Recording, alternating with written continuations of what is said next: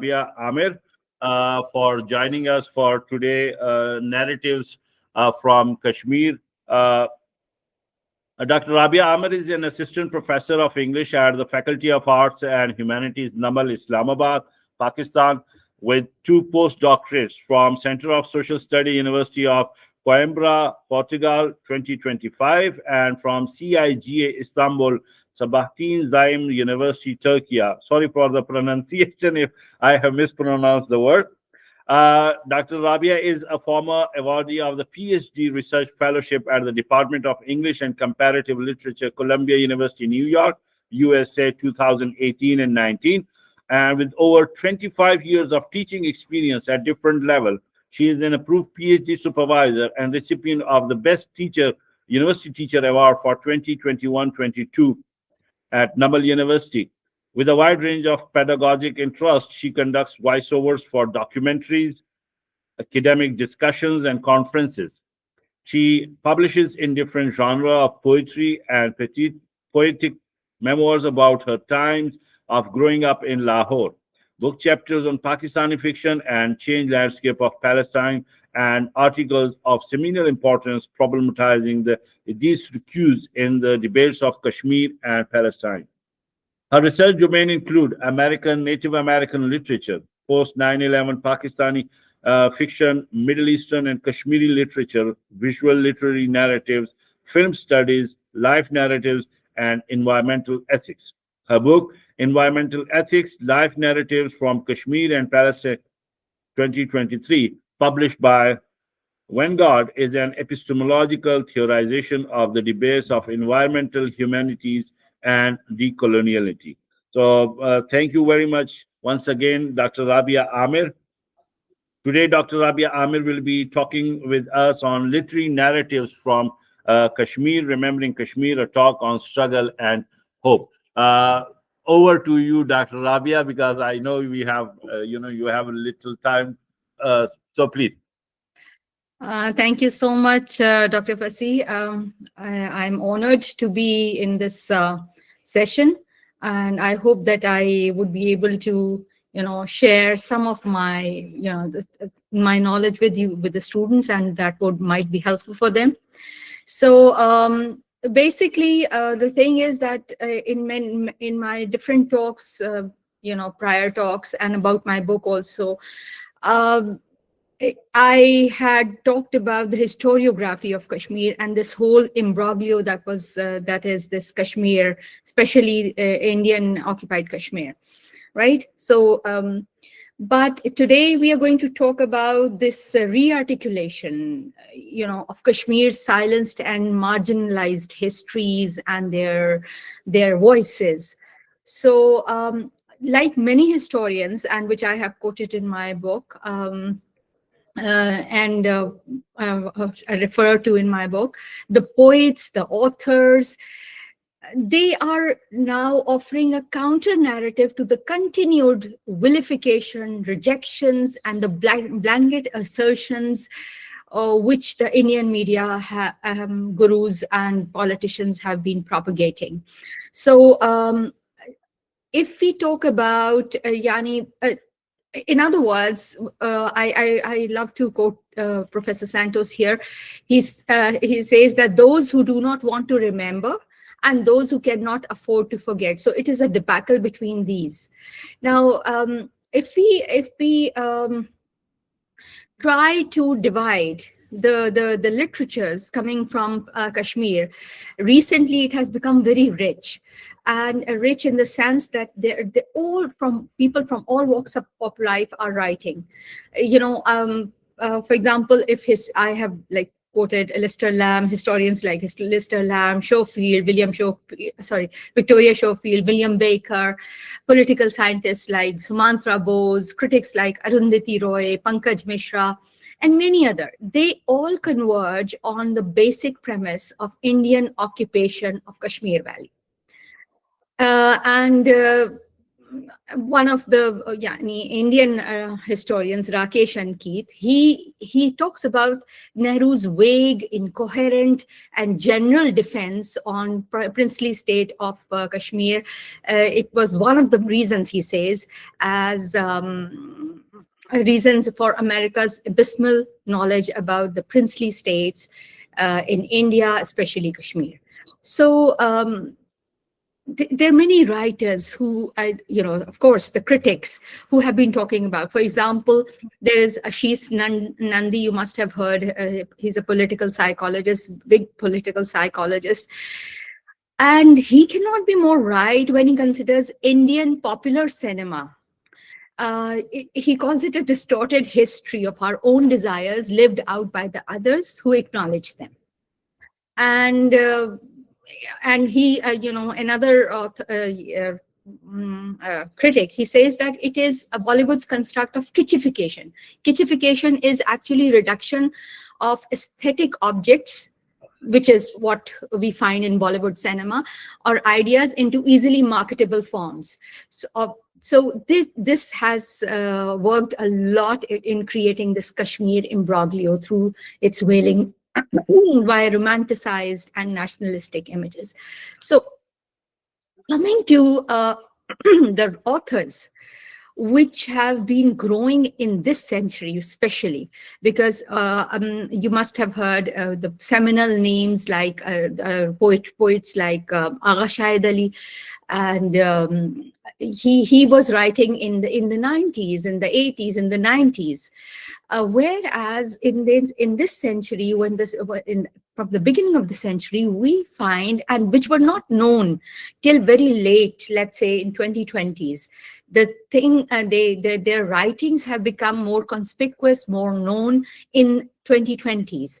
So, for example, there's this memoir, My Days in Prison, by Iftikhar Gilani. He's a journalist. He's of repute, and right now, he's in Turkey, and he keeps writing from there and keeps sharing his articles with me also, because I happened to meet with him once.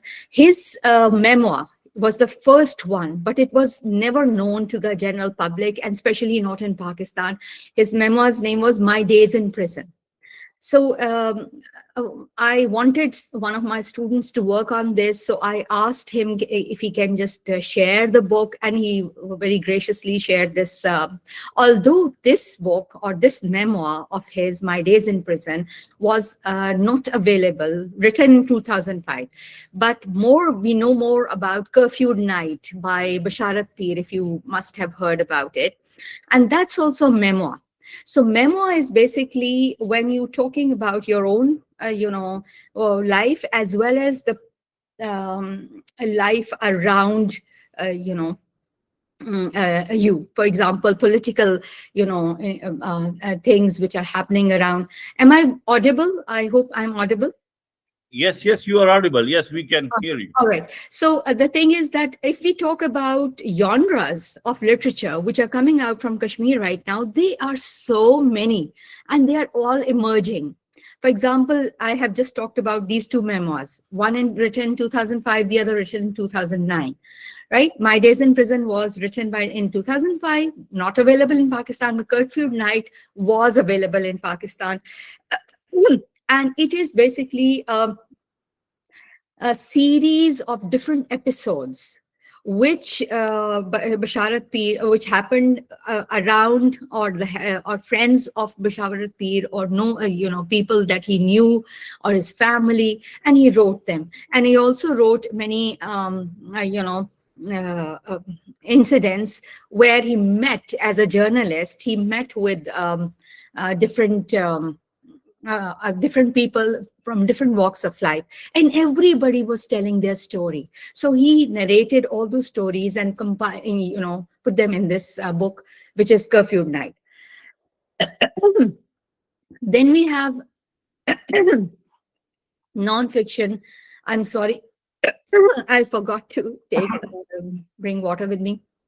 Anyway, so non-fiction and anthropological works, there were many, and still the number is growing.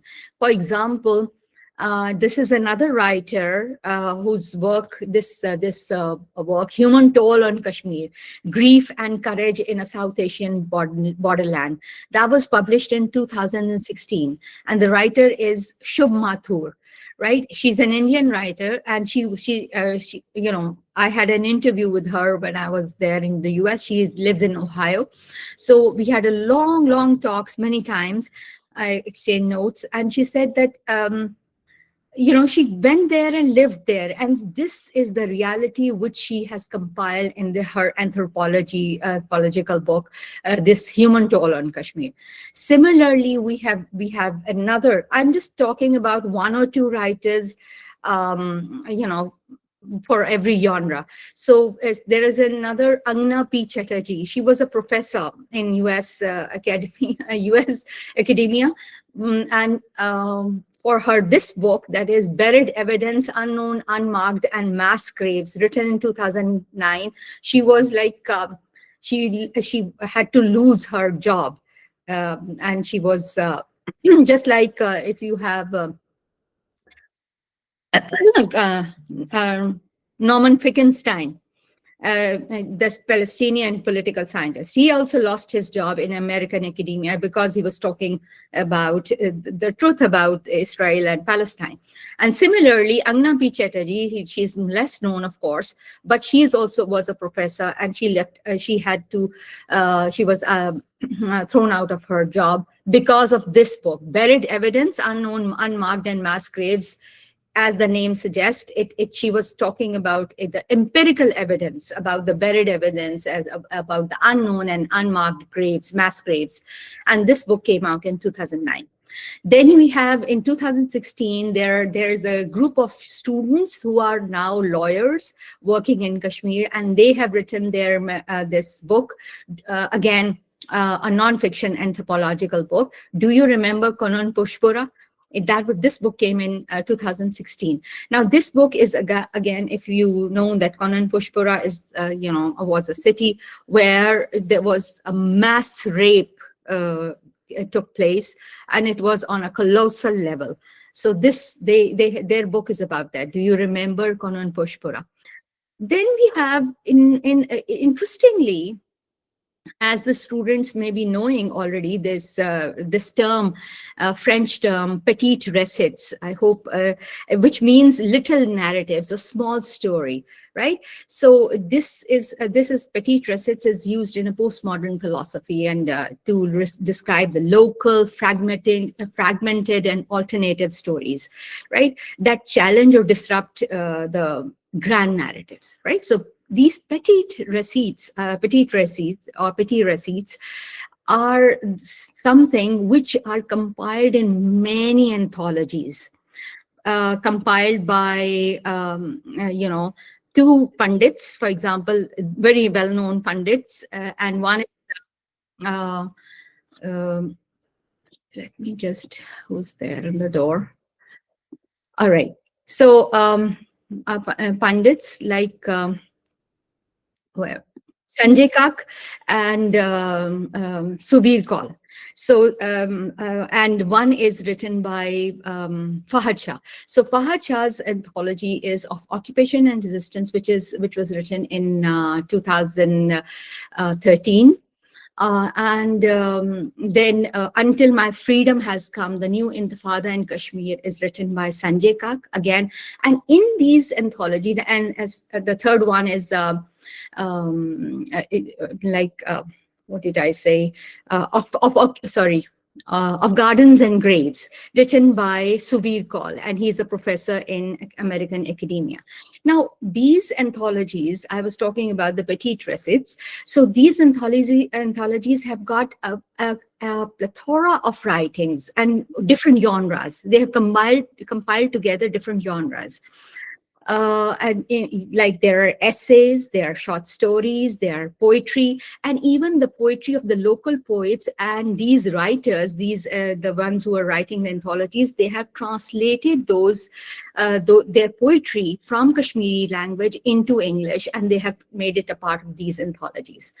For example, there's a very well-known incident, which was written in curfew, which is written in Curfew Night. Also, it is also part of Occupation and Resistance by Fahad Shah, and it is titled as Faizabad 312223. Now it is actually, and all these different incidents are real life incidents, and it is written by Hilal Bhatt, unknown person, but whatever happened with this, and he's talking about the incident which happened with all of them while they were coming back home from their, in their break, any summer break or something, from Indian universities and colleges back to Kashmir.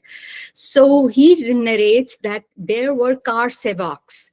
Car Sevak, is an organization. They were running after, they were, these children, or sorry, they were also in this train, and they were trying to find out that who were these Muslims, and they were massacring those young boys, young adults. And this is all written in this one story of Faizabad 31223, right? This is the title of one of the petite recettes, which is a part of Occupation and Resistance. It is also part of Curfew Night. So in other words, if for all these factual petite recettes, you get corroborative evidence also. There are many writers who are talking about one incident, which has gone down into the journalistic history also.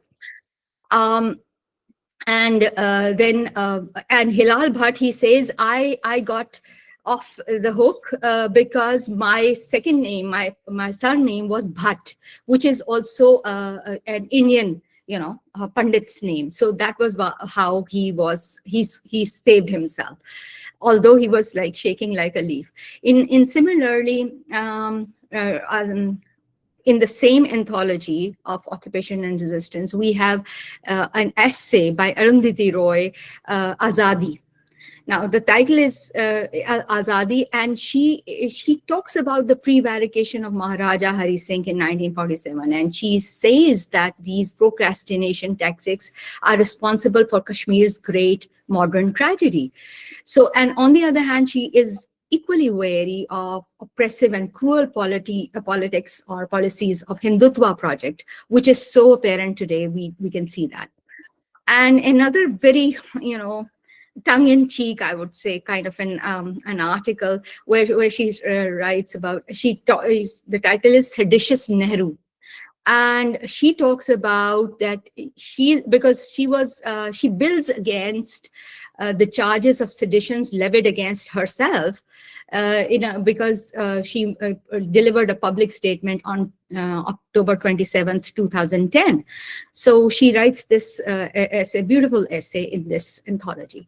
See, and then again, Anna P. Chatterjee, whom I just mentioned, she's professor of anthropology, activist, and co-founder of this tribunal, International People's Tribunal. She wrote that Buried Evidence, and her other shorter essays and writings are part of some of these anthologies, like they're entitled as Militarized Zones. So in other words, these writers, they are now writing openly, and as if the bank, their writing has, and they are writing beautifully. Their linguistic merit of their writing is quite, commendable. So, and like I said, Of Gardens and Graves is another, very telling anthropology by Suvir Kaul. Similarly, Sanjay Kak's anthology of Until My Freedom Has Come, the New Intifada in Kashmir, that's also written in 2013. I think this was written in 2013, and of Occupation Resistance is written in 2011. I must correct myself. And this one of Gardens and Graves, it is written in 2017. So it's very recent. If we talk about novels, now novels, Mirza Mahid's novels, everybody must have heard their name. For example, The Collaborator, The Book of Gold Leaves. Then you have Rahul Pandita's Our Moon Has Blood Clots, written in 2013.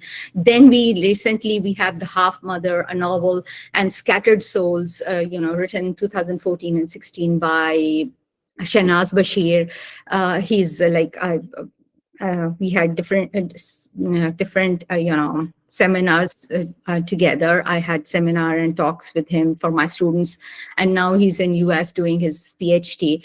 So Lost in Terror is another novel written in 2016 by Naima Mahjoor, and then she has written another novel, very recent novel, Beyond Silence: Women's Stories. This was written in 2022. Then there is another recent, very recent, I'll just quote two or three of those. Like, for example, Rumors of Spring, A Girlhood in Kashmir, written in 2021. It is written by Farah Bashir. Then we have two very telling novels, and I'm hoping that they'll become as popular as of Mirza Wahid's, for example, The Plague is Upon Us, and written in 2020. It was a debut novel by Shabir Ahmad Mir. And then his latest one, in 2025, is The Last Knot. So then we have another genre is graphic novel. Graphic novel, so far, Malik Sajjad's Mannu, A Boy from Kashmir, that graphic novel is considered as a kind of sort of a seminal graphic novel coming from Kashmir.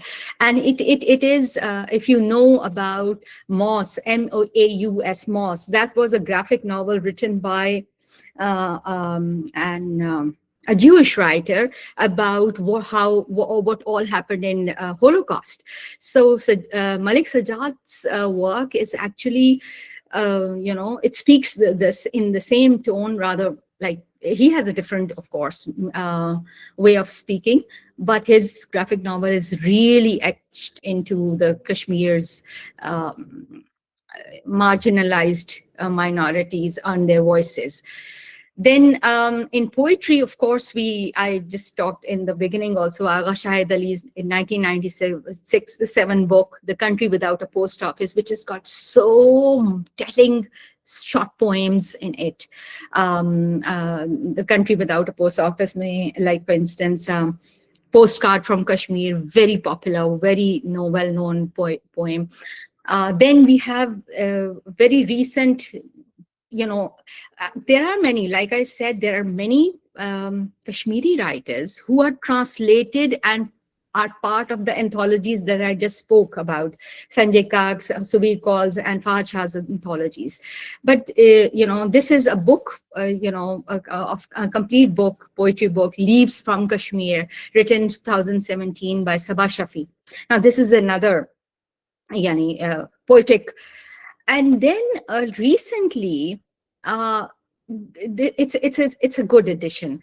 I would say that recently, because and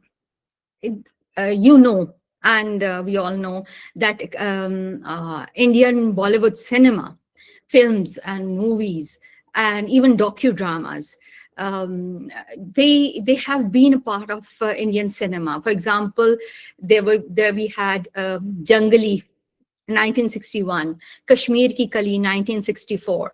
Then films like Heather, which is very recent, 2014. Laila Majnu, 2018. Then we have Mission Kashmir, aap logon ne sab naam suna hoga, 2000. Lagan, 2002. These are actually, they unwind the rhetoric of post-truths concerning Kashmir and India cinema. They create those post-truths. And while now really recently there has been a surge, or occasional counter narrative in these stories also, in Kashmiri film. For example, this Half Widow, I'll talk about it a little bit in detail. I'll take 5 minutes. Can I just be excused for a minute, please? Yes, please. Okay.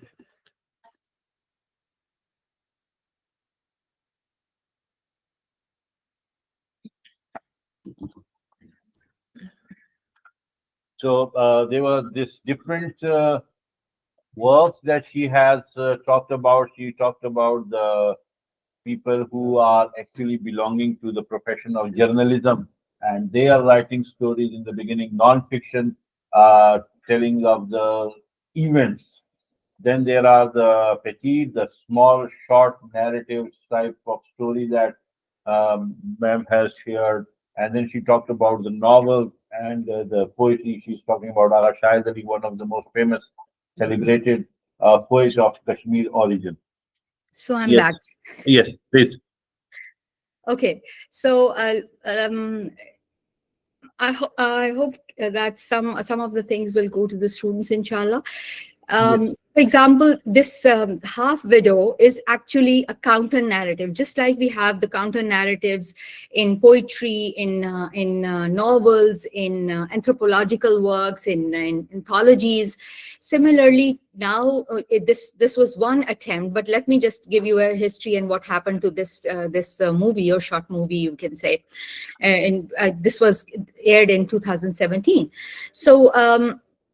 But before I go there, I will talk about a docudrama which was made in 1988. You know, way before these children were born. 1988, Bharat Ek Khoj. Now, this docudrama, it has played a pivotal role in shaping our view of recent history, and it may be seen as a manifestation of what Nandi calls a distorted history of wishful desires to project this part of the land as increasingly Hinduized.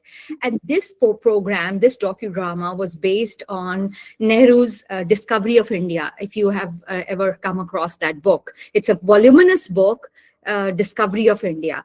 And if you read that, it is such an amalgamation of, his own wishful thinking and wishful desires and all. But he has really shown this part of the world, as Nandi is calling, as increasingly Hinduized. Although he said that I don't believe in any of the religions and all these things, Nehru is giving his disclaimer. And I've written this in detail in one of my very latest articles. So, but this was the original program, or you can say the program which has created all those waves for which all these movies have been being made are being made in Bollywood cinema. However, interestingly, Hindutva apologia, it comes into play in the movies like Half Widow. I'll give you an example, and you'll get to know what exactly is happening here. So Half Widow is a short story, is a movie, and very typical of Kashmiri contemporary reality. And it had a girl, Neela, and her head in the clouds, and she wanted to marry her knight in the shining armor, and she marries Khalid, in a person, and she's living very happily. She has a doting husband and all these things. But then immediately, their peace, she and her husband and her younger brother, they're having dinner while they're pounced upon by Indian military personnel, and Khalid is dragged away, and Neela and Zakir, they run after him, but Neela falls down, and she loses her unborn child in that fall. And then she becomes that half widow, which is a term specially used for the Kashmiri women whose husbands are usually taken by Indian Army. And the whole, different sorts of these genres that I just mentioned, they are replete with this narrative and this understanding, and their factual, writings about these half widows. So, then her ordeal starts. This happens in 1999, August 1999, and then her ordeal starts, and she remains a half widow throughout her life, and all these things. Right? This is the story of Half Widow. Now, what happens is, and interestingly, it is so, like, this is a very stark example. Why? Because Danish Renzu is the producer of this movie. The lead cast, Neela and her husband, they are same, but Then Danish Renzu is made to make is I don't know how he's goes to make this movie Gosh in 2019. Half Widow was coming in 2017. The movie of Gosh comes in 2019, and now the whole narrative is inverted. How is it narrative is inverted? I tell you. For example, the movie is completely inverted, and the producer, actors, background scenes, music, everything is the same in the short film Gosh. The film starts with the same character of Neela, but this time she is being taken in her coffin and for her burial by her husband, her father, her brother, and whatever, right? And she's narrating her story in a stream of consciousness technique, and this is the she's getting flashes from her life while the audience is watching. And her husband is shown as extremely abusive, the same husband who was a doting husband in the Half Widow in 2017 movie. He's an abusive person. Why? Because she had fallen in love with a Hindu boy named Gosh. Gosh means light, right? And in a typical run-of-the-mill plot, that is the signature statement of Indian cinema when it comes to the typical patronizing narrative of love between a Muslim girl and a Hindu boy, the film narrates the same old story. While one of the main problems of Kashmir's life that was raised as a question in the Half Widow is simply wiped away from the celluloid cinema, meaning thereby Half Widow, if you go and Google it, you will never find it the complete movie. I just got it from somebody who was living in England, and I got him from him personally, on personal basis.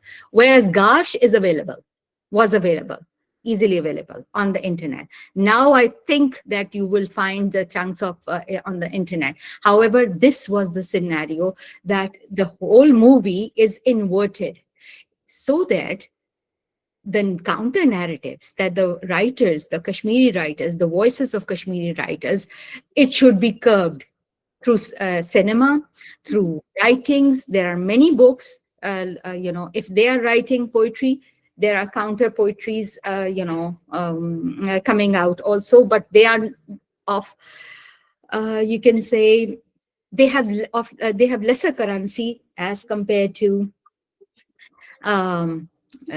these. Why? Because they are talking about a reality which is happening, unfolding day in and day out. And you must be now. We are all aware of the Hindutva, project, and how belligerently that Hindutva, drive is taking its toll on the whole of India. So these writers, they have been talking about it, and thankfully, gratefully, that these writers coming from all walks of life, they have started writing their stories, and they have started publishing their stories. And these are some of those which I just mentioned. I hope let's have the question answer session, shall we? Thank you very much, Dr. Rabia. It was a very thought-provoking, and in a nutshell, you have talked about almost all the genres and the different themes of the Kashmiri writings and narrative. Yes, questions. We'll have a little bit session for question and answer. If anyone would like to have a question, yes. What we can explore.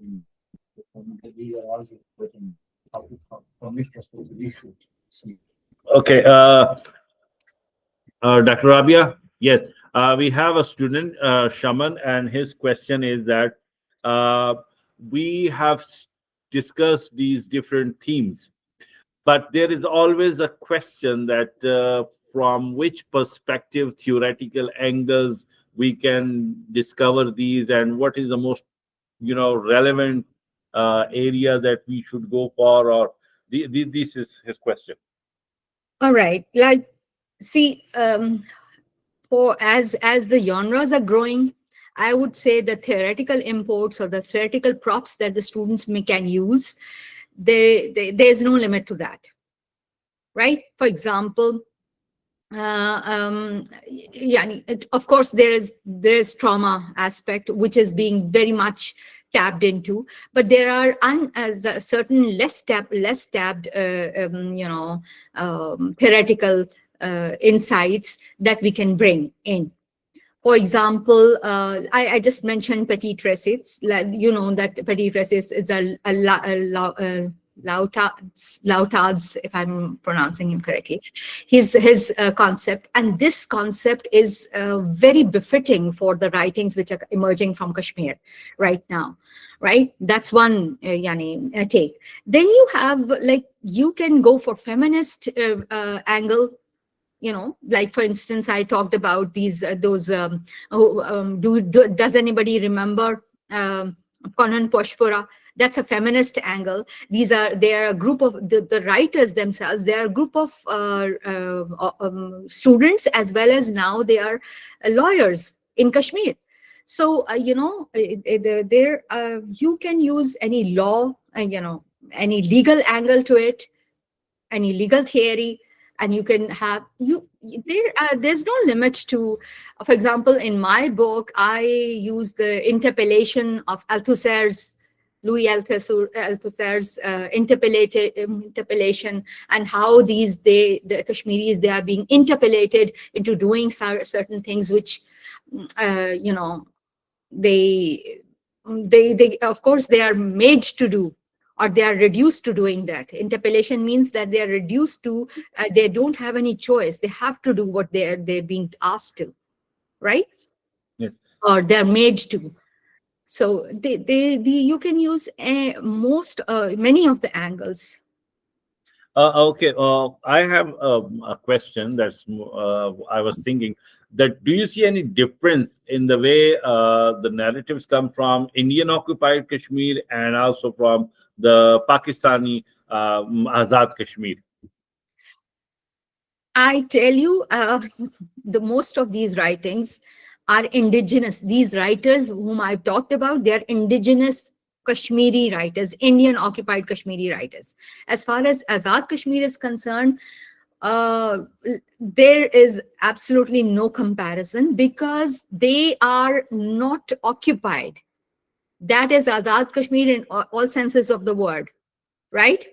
They even to make protests, right? So the point is that it's not Indian occupied Kashmir. All these writers that I talked about, these are coming from the indigenous sources, right?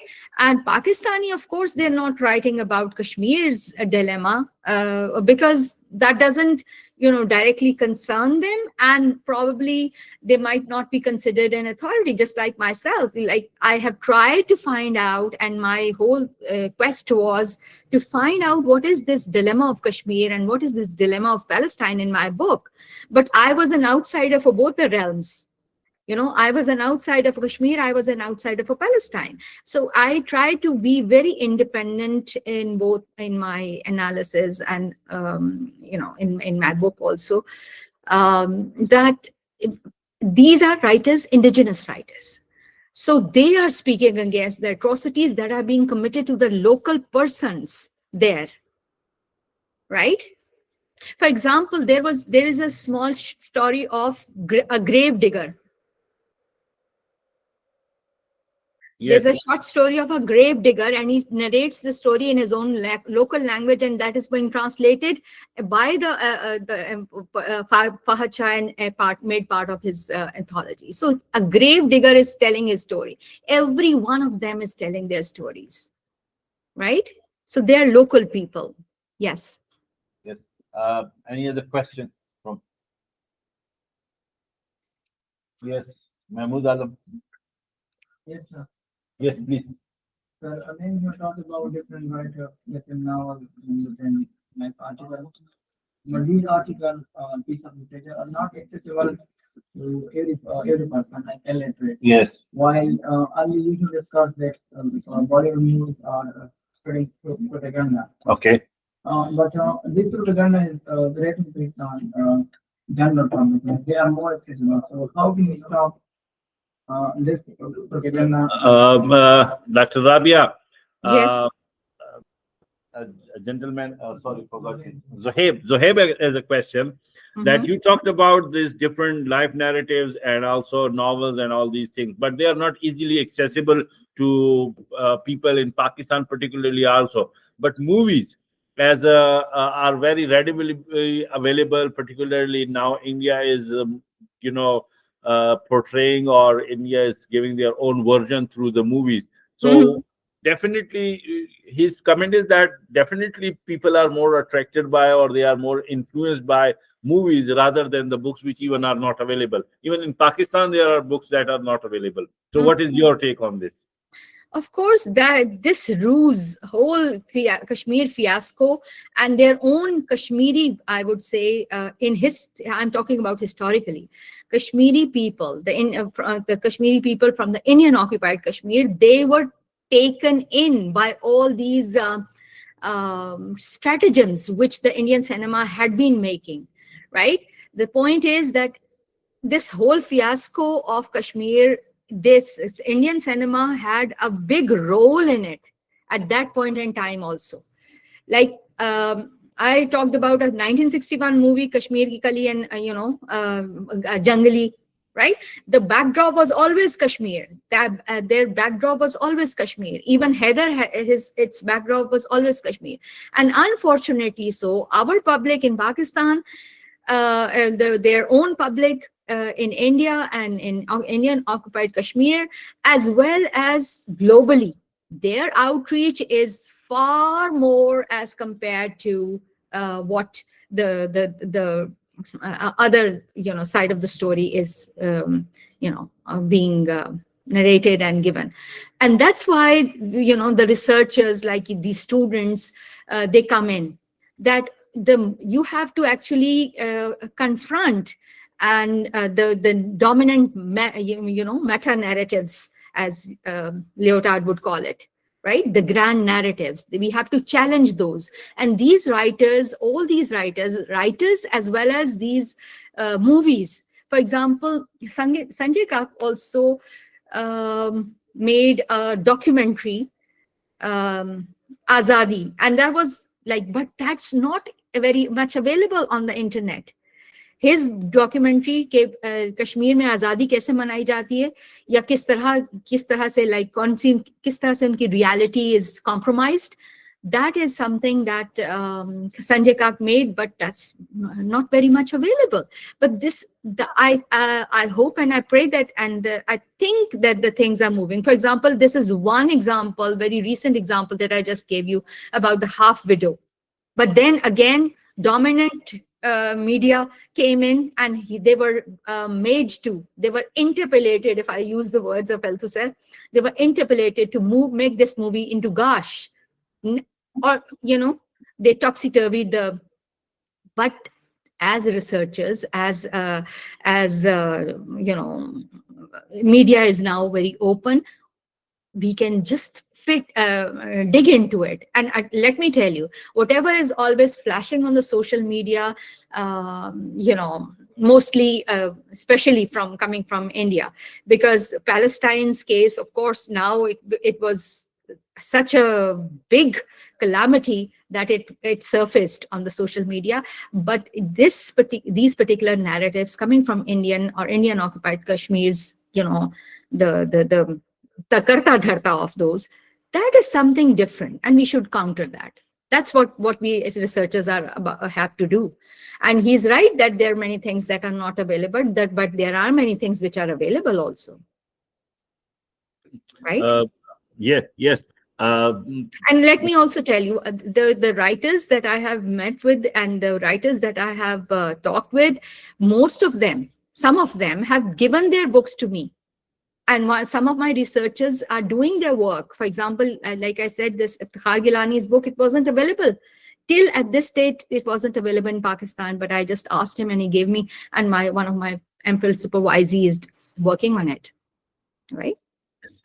uh, Dr. Rabia, we are aware that you have other occupations as well.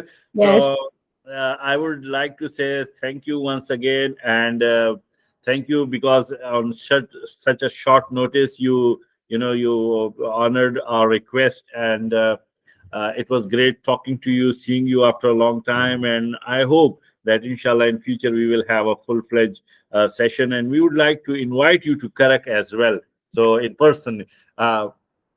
Thank you so much, Dr. Fasi, and I'm honored. Although, and I hope that as you said, it was just such a short notice. So I hope that I was able to deliver some goods to the students. And thank you for giving me this chance. Thank you. Okay. Thank you very much, and inshallah see you very soon. Inshallah. Thank you very much. Thank you. Thank you.